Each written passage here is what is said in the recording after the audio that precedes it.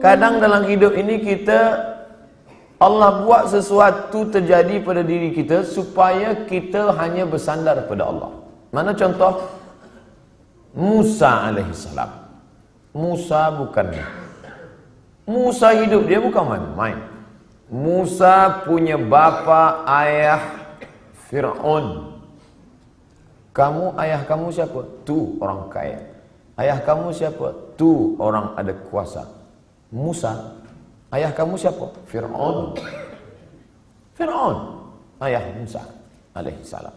Mak dia pula Asia.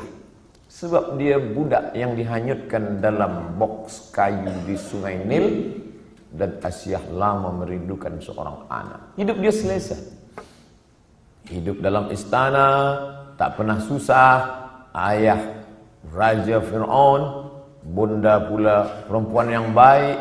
Tapi Allah ingin supaya dia jangan bergantung kepada manusia. Macam mana cara Allah nak keluarkan Musa daripada istana Fir'aun? Maka Allah buat suatu cerita. Ada dua orang yang sedang berkelahi, bertikai, berkonflik antara bangsa Mesir dengan bangsa Israel, berkelahi. Maka pada masa itu datang Musa nak melerai dia. Janganlah kamu berkelahi, janganlah kamu bertinju. Maka masa itu orang ni degil tak nak berhenti. Musa pun terlanjur pukul, mati. Jadi Allah membuat itu. Fawakazahu Musa. Musa pun meninju dia dan orang ni mati. Musa pun takut, dia pun melarikan diri, bersandar sebatang pokok kayu. Masa Nabi Muhammad SAW Isra Mi'raj, Nabi tengok ada pokok kayu hijau kat bawah. Nabi tanya Jibril, ya, itu pokok kayu hijau apa? Disitulah dulu Musa bersandar, manakala dia tak ada tempat berpegang. Ayah hilang, mak tak ada, istana dah tinggal, manusia tak ada yang dikenal. Kadang dalam hidup ni begitu. Allah buat kita hilang pegangan supaya apa? Supaya kita hanya bergantung kepada tali Allah bihablillah. Makanya jangan suuzon pada Allah. Puan mungkin sekarang bergantung pada suami, tak lama selepas tu mati laki. Kenapa laki aku yang mati? Kenapa tak laki dia? Aku sembahyang, aku baca Quran, aku baca Yasin, aku ikut tazkirah. Husnuzan pada Allah. Inna husni zanni abdi bi. Aku menurut prasangka hamba-Ku padaku. Mungkin Allah ingin supaya kita hanya bergantung kepada Allah semata. La haula wala quwata illa billah. Makanya perempuan yang tabah, dia tak menangis. Mati laki dia tak ada nangis. Awak tak menangis? Tak, saya bergantung pada Allah. Kenapa tak menangis? Memang saya lama dah tunggu. Sebab laki itu tak elok, jahat, tak sembahyang. Oleh sebab itu maka kita husnuzan pada Allah. Anak ada, bini ada, unta ada, kebun ada, berpegang kepada makhluk. Allah uji, Allah matikan anak, dia tetap berpegang. Allah buat unta, lembu mati, kambing mati, tetap. Allah buat pula kebun-kebun yang hijau menguning, layu mati, kering, tetap juga. Tinggal seorang saja yang tempat dia bersama, rahmah. Maka disebut dalam doa orang menikah, Allahumma arham bainakuma kama rahimta baina ayyuba wa rahmah.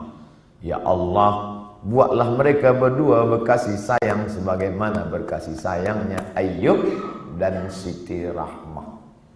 Rahmah setia. Harta tak ada, anak mati, kambing mati, tanaman kering, tetap cinta kepada Ayyub. Sampai masa ujian, di bawah ujian, jatuh serendah-rendahnya dari kaya raya, hilang semuanya, datang penyakit kulit, berulat daging, tetap juga. Namun meminta kepada Allah tidak, malu dia. Ayub tak ada minta pada Allah, ya Allah, dulu aku elok, rezeki banyak, ini kenapa anak mati, tanaman mati, kering, onta mati, datang pula penyakit kulit, salah aku apa? Ada Ayub marah kepada Allah. Sampai akhirnya Rahmah tak tahan. Apa kata isteri Ayub? Berdoalah pada Allah Ayub. Mengadulah pada Allah. Apa kata Ayub? Rabbi anni massani ad-dur wa anta arhamur rahimin. Rabbi, ya Allah, anni, sesungguhnya aku, massani ad-dur, terkena penyakit. Wa anta arhamur rahimin, engkau maha sayang di antara yang penyayang. Tak ada dia mengadu. Dia tak ada minta. Dia hanya bercakap saja, ya Allah, aku kena penyakit. Tak ada dia minta, ya Allah, sihatkanlah aku dah tak tahan lagi dah. Dia hanya berkata, aku kena penyakit. Dan engkau maha sayang di antara yang sayang. Maka saat itu apa kata Allah? Urkud birijlika, tumit engkau pijakkan ke tanah, keluarlah air memancar. Mughtasalum baridun, air yang sejuk, dia mandi sehat walafiat. Dibalikkan Allah lagi semua yang hilang. Bersandar, berpegang kepada Allah. Tak ada jalan lain. Hablum minallah. Faqsusil qasasa, ceritakan kisah-kisah itu hai Muhammad sallallahu alaihi wasallam. Ceritakan kisah-kisah itu wahai Abdul Somad, supaya apa? La'allahum yatafakkarun, supaya manusia ni berfikir, jangan dia sangka dia saja yang diuji Allah. Bahawa nabi-nabi dulu pun ujian hidupnya luar biasa. Mereka luar biasa. Kalau Ustaz Abdul Somad biasa di luar. Di Sumatera, di Kalimantan, di Sulawesi, di Papua, saya bagi tazkirah di luar. Orang dalam masjid, saya di luar. Di Padang, di Malaysia, alhamdulillah di dalam. Berpegang kepada Allah Subhanahu wa taala. Datang risau susah hati. Kemana risau hati nak dialamatkan? Ambil air sembahyang, menghadap kepada Allah, angkat dua tangan, Allahu Akbar. Kadang ada orang ini, dia nampak kita tenang, macam tak ada masalah dalam hidup, tapi dia tak sembahyang, dia tak baca Quran, dia tak berzikir. Kenapa dia tenang? Rupa dadah. Patutlah tenang. Nak gila dah. Tidak ada jalan lain. Sebenarnya orang yang minum khamar tu yang nak dia cari apa? Ketenangan. Orang yang pakai dadah tu sebenarnya yang nak dia cari apa? Ketenangan. Orang yang makan itu ini sebenarnya ketenangan. Maka ketenangan semua ini palsu. Ketenangan ini tidak ada yang betul. Saya sampai office pukul 7. Biasa office cepat hari itu saya sampai. Ada seorang kaki tangan, Ustaz Somad cepat sampai. Ya, ada yang saya nak tanya pada Ustaz. Sebenarnya lama saya dah nak tanya, cuma malu di majlis. Ini kita tak ada orang lain, saya nak tanya. Apa? Saya kalau dengar lagu dangdut tenang hati saya. Kata saya, ini tak betul. Ketenangan yang betul adalah tenang masa berzikir, tenang masa berselawat. Kadang kita ni jaga pagi tidur, sempit rasa hidup, tak tahu entah apa yang menyusahkan hati. Maka lapangkan. Orang lain dia kata, bila anda nak tenang, pejamkan mata, tarik nafas, tarik, tahan. Kita tak diajarkan macam tu. Kita diajarkan hadapi hidup ini, serahkan pada Allah Subhanahu wa taala, berzikirlah. Apa zikir? Kata ustaz ini banyak-banyak berselawat. Bila engkau susah hati, banyak-banyak berselawat. Allahumma salli ala sayyidina Muhammad wa ala ali Muhammad. Allahumma salli ala sayyidina Muhammad wa ala ali Muhammad. Allahumma salli ala sayyidina Muhammad. Kata ustaz ini pula, banyak-banyak berzikir. Afdhalul zikri fa'lam annahu la ilaha illallah. Kata ustaz ini pula, yang paling elok tu tasbih. Subhanallah bihamdihi, subhanallahil azim, subhanallah. Jadi awak amalkan yang mana? Itulah ustaz. Sampai hari ini satu pun saya tak amalkan. Habib ini cakap banyak selawat, ustaz ni cakap banyak zikir tahlil. Ustaz, pilihlah. La ilaha illallah 1000 elok, selawat 1000 elok, istighfar 1000 elok. Malulah mana-mana nak bawa tasbih. Tak usah pakai tasbih, pakai tangan. Subhanallah, alhamdulillah, la ilaha illallah, Allahu akbar, Allahumma shalli ala sayyidina Muhammad. 3 kali pergi umrah, 3 bawa tasbih balik, 3-3-nya tergantung di kereta. Patutlah kereta tu yang tenang. Yang punya kereta risau. Kita berzikir supaya Allah turunkan ketenangan. Letak tenang tu di mana? Di hati. Yang punya hati ni siapa? Allah. Yang menurunkan ketenangan dalam hati siapa? Wallazi anzalas sakinata. Allah yang menurunkan ketenangan fi qulubil mu'minin, ke dalam hati orang yang beriman. Kadang hati itu macam kopi yang dikacau, kacau balau.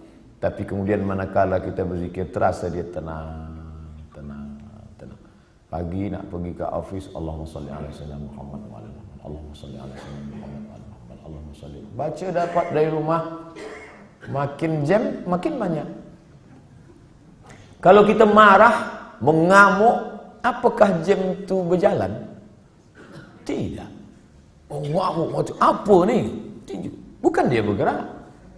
Kalaulah kita mengamuk dia bergerak, tentu kita mengamuk, kejap mengamuk, kejap mengamuk. Dia tidak akan merubah apapun. Maka banyak-banyak berzikir, banyak-banyak berselawat. Apalagi kita duduk di kota besar, internasional. Nak berangkat pagi, jam, balik jam, di tempat kerja pula banyak masalah. Bila lagi kita nak dapat ketenangan? Maka tak ada jalan lain kecuali hablum minallah. Berzikir. Saya malu nak bawa tasbih, ustaz. Okey, ada yang sekarang dipasang macam ring, cincin. Okey. Subhanallah, subhanallah, subhanallah. Tenang, terasa tenang. Subhanallah, subhanallah. Dapat 100. Subhanallah, subhanallah. Dapat 200. Dapat 1000, ambil gambar.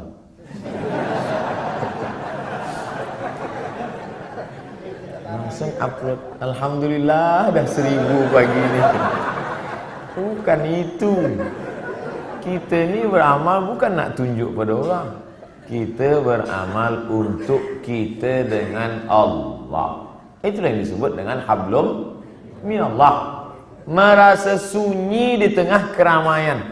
Ini ramai, banyak orang. Tapi kita merasa sunyi sebab kita berdua sahaja dengan Allah.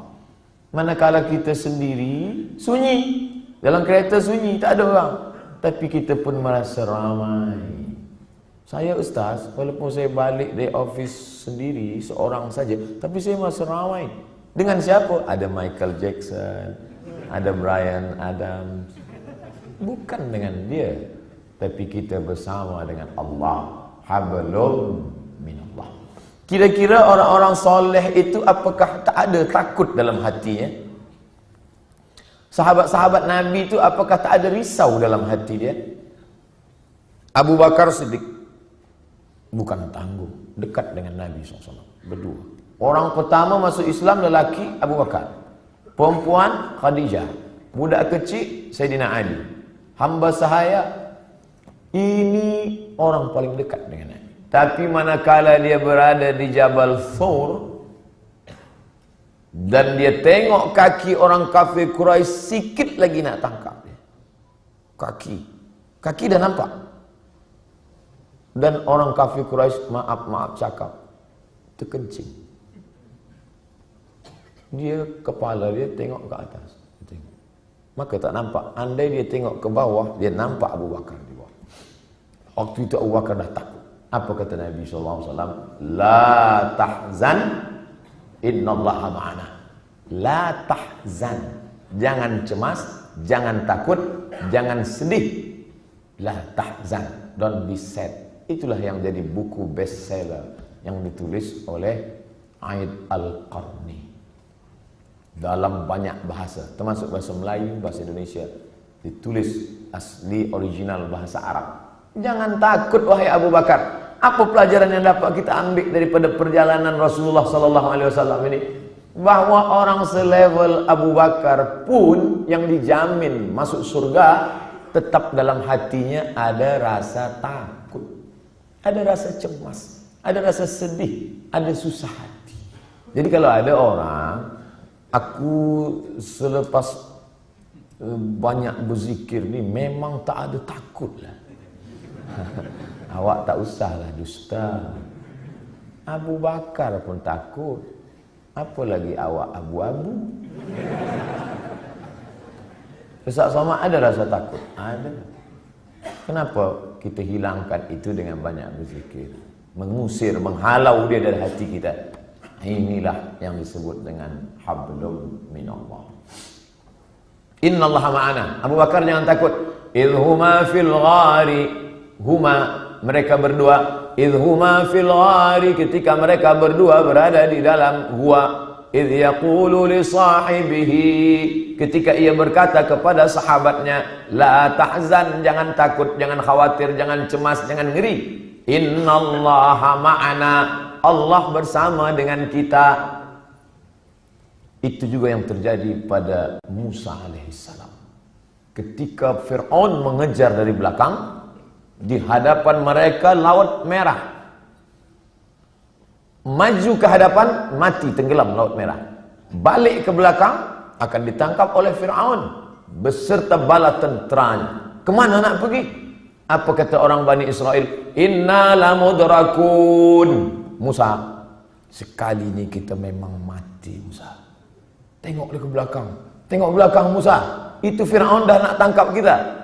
Di hadapan kita pula Laut Merah. Inna lamudrakun. Kita akan ditangkap. Apa kata Musa? Kalla. Tidak. Inna ma'iya Rabbi. Bersamaku ada Allah. Beza jawaban Musa dengan Muhammad SAW. Cuba kita tengok bunyi. Kalau Muhammad SAW, Innallaha ma'ana.